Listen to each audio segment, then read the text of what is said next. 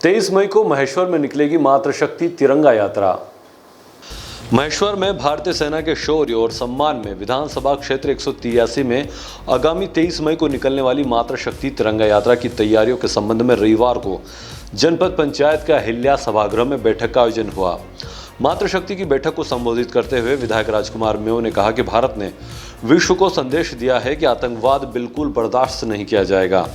उन्होंने कहा कि तिरंगा यात्रा किसी राजनीतिक पार्टी का कार्यक्रम नहीं है, बल्कि ये देश का, सर्व समाज का, देश की सक्षम नेतृत्व वाली केंद्र सरकार के प्रति आभार के साथ साथ सशक्त भारतीय सेना और देश की माता बहनों के सम्मान के लिए आयोजित किया जा रहा कार्यक्रम है, जिसमें आमजन की भागीदारी रहेगी। बैठक में उपस्थित मातृशक्ति ने यह संकल्प लिया है कि वह भारतीय सेना के समर्थन में एकजुट है। हम सभी मिलकर हमारे सुरक्षा बलों के मनोबल को बढ़ाने के लिए प्रतिबद्ध हैं। इस दौरान विधायक राजकुमार मेव, मंडल अध्यक्ष विक्रम पटेल, मंडलेश्वर मंडल अध्यक्ष देवेंद्र पाटीदार, राजेंद्र गुप्ता, मुख्य कार्यपालन अधिकारी जनपद पंचायत रीना चौहान व अन्य पदाधिकारी उपस्थित। पाकिस्तान तक नहीं जाए जरूरी नहीं है, पर महेश्वर तक तो जाना चाहिए आवाज, क्योंकि मुझे मालूम है घर के बाहर तो आवाज आ जाती है। भारत माता की जय, माता की जय, वंदे वंदे। हम सभी जवाबदार लोग हैं। हर बहनों में कोई ना कोई दायित्व है, और बहनें तो दायित्ववान होती हैं, क्योंकि परिवार चलाने का दायित्व बहनों पे ही होता है, बहनों के कांधे पे होता है। पर बहनें किसी से कम नहीं है, ये चीज दिखाने का। पूरे देश में जो तिरंगा यात्रा निकल रही है उसमें बहनें नहीं निकल रही।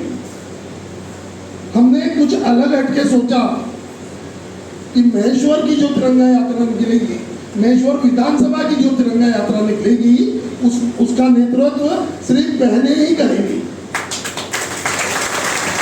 गलती है तो कलश महिलाओं के सिर पर ही क्यों रखा जाता है? पुरुषों के सिर पर कलश क्यों नहीं रखा जाता है?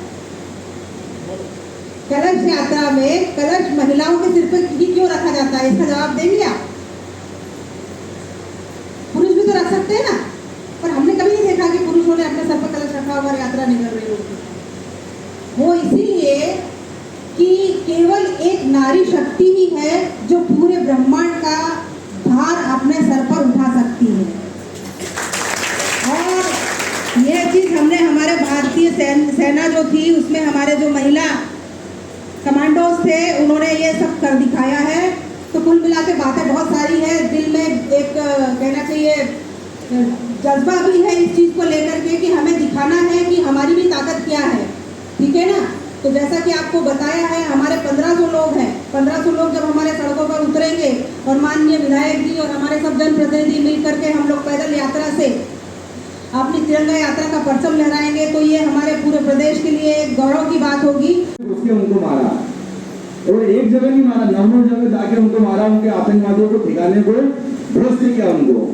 तो उसके बाद भी पाकिस्तान आज भी अपनी कायराना हरकत से बाज नहीं आ रहा है। अभी युद्ध सिर्फ रोका है, युद्ध आगे चल के और होगा। तो युद्ध होगा तो सिर्फ देश पे, सेना पे खड़ा हुआ आदमी जो हमारा सैनिक है, उसकी जवाबदारी नहीं है। Bureau report, DGNA news, Maheshwar.